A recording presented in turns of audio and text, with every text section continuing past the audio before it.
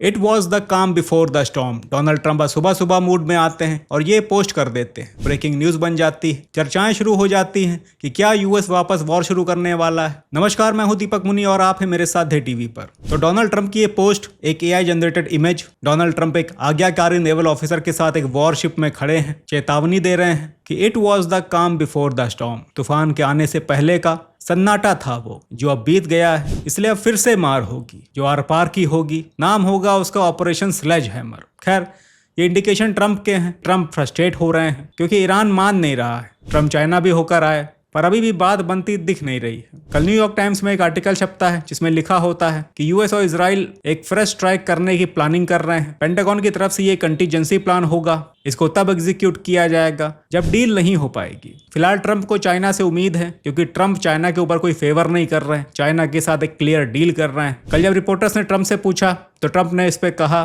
कि मैं चाइना से कोई फेवर नहीं मांग रहा, यदि आप फेवर मांगते हैं तो बदले में आपको फेवर करना पड़ता है। डोनाल्ड ट्रंप ने इंडिकेशन दिए हैं कि अगर चाइना ईरान पर डील के लिए प्रेशर बनाता है तो बदले में यूएस ईरान से तेल खरीदने वाली चाइनीज कंपनीज पर से अपने सैंक्शंस हटा देगा। न केवल इतना, यूएस ने चाइना को बहुत कुछ ऑफर किया है। सबसे इंपॉर्टेंट यह कि ताइवान को अगले वेपन्स की सेल होगी या नहीं, उसके लिए ट्रंप चाइना से कंसल्ट करेंगे। ऐसी न्यूज़ेस आ रही हैं और सब कुछ ठीक रहा तो शी जिनपिंग 24 सितंबर को व्हाइट हाउस में होंगे, इसलिए तब तक ताइवान के साथ ये वेपन डील भी लटकी रहेगी। कल मैंने ताइवान मुद्दे को डिटेल में एक लॉन्ग वीडियो में कवर किया था, लिंक आपको उसका नीचे मिल जाएगा। खैर, तो ट्रंप ने यह भी कहा कि शी जिनपिंग और इनकी बात हुई है, दोनों ही इस बात पे सहमत हैं कि ईरान के पास न्यूक्लियर वेपन्स नहीं होने चाहिए और स्टेट ऑफ हॉर्मुज को वापस खुल जाना चाहिए। हालांकि चाइना की तरफ से ऐसे कोई सपोर्टिंग आर्गूमेंट नहीं आया, पर एक बात जो मैंने नोटिस की वो ये कि चाइना ने ट्रंप की इस विजिट में एक बार भी यूएस इजराइल के ईरान पर अटैक को कंडेम नहीं किया। बस ऑफिशियल स्टेटमेंट में इतना कहा गया कि ये वॉर नहीं होनी चाहिए थी और अब कोई ऐसी वजह भी नहीं है जो ये वॉर आगे कंटिन्यू रहे। तो देखिए, जब बात सेल्फ इंटरेस्ट की आती है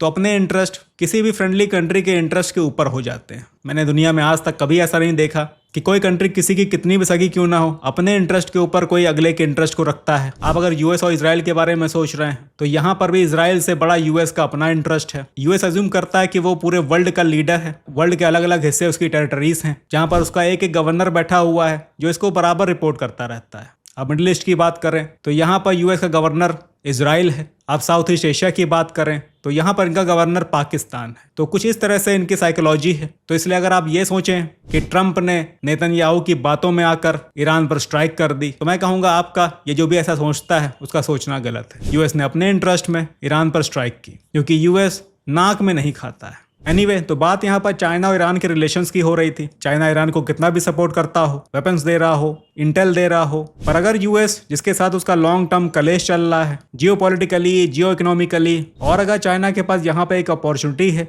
कि चाइना उन मुद्दों पर यूएस के साथ कोई समझौता कर ले, तो चाइना चूकेगा नहीं। अब मैं ये तो नहीं कहूँगा कि चाइना ईरान को डिच करेगा, पर चाइना ईरान को कन्विंस जरूर कर सकता है कि वो अपनी कंडीशंस को थोड़ा लिबरल करे और यूएस के साथ एक डील साइन कर ले। क्योंकि आप अगर प्रैक्टिकली देखेंगे तो ईरान की जो डिमांड्स हैं वो ऐसी हैं जो यूएस नहीं मानेगा, भले ही एट लास्ट उसे ईरान को न्यू करना पड़े। कल रिपोर्टर्स ने जब ट्रंप से इस बारे में भी पूछा, ईरान की कंडीशंस के बारे में, तो ट्रंप ने यह भी कहा कि अगर मुझे पहला सेंटेंस नहीं समझ में आता है तो मैं उसे उठा के फेंक देता हूं। देखिए, ट्रंप ऑलरेडी ईरान की डिमांड्स को रिजेक्ट कर चुके हैं। यूएस ना ईरान को वॉर डैमेजेस पे करेगा, ना स्टेट ऑफ हॉर्मुज पर ईरान का परमानेंट कंट्रोल एक्सेप्ट करेगा। कंडीशंस और भी हैं, पर मेनली ये दो कंडीशंस ऐसी हैं जिसमें कोई बीच का रास्ता भी नहीं है। हो सकता है चाइना का एंगल बीच में ना आया होता तो ये स्ट्राइक पहले ही हो जाती, पर चूंकि चाइना बीच में आ गया है तो ये पॉसिबिलिटी कि यूएस अब दोबारा स्ट्राइक करने वाला है वो इतना जल्दी नहीं होगा। बिल्कुल इस वक्त सन्नाटा है, पर इस सन्नाटे के आगे क्या होने वाला है ये उनको भी नहीं पता जिनको ये सब करना है। पर फिर भी मुझे इतना लगता है कि चाइना एक बंदर की तरह दो बिल्लियों की इस लड़ाई में बड़ा हाथ मार ले जाएगा। मार होने के आसार फिलहाल नहीं है क्योंकि चाइना ने ट्रंप को मायूस नहीं किया है। अगर ट्रंप को ये लगता कि चाइना भी कुछ नहीं करेगा तो वॉर के आसार बनने लगे होते। डोनाल्ड ट्रंप का ये पोस्ट बस एक छलावा है क्योंकि जब तक चाइना से उम्मीद है मार नहीं होगी। तो फिलहाल के लिए इतना ही, मिलते हैं अगली वीडियो में और अपडेट्स के साथ।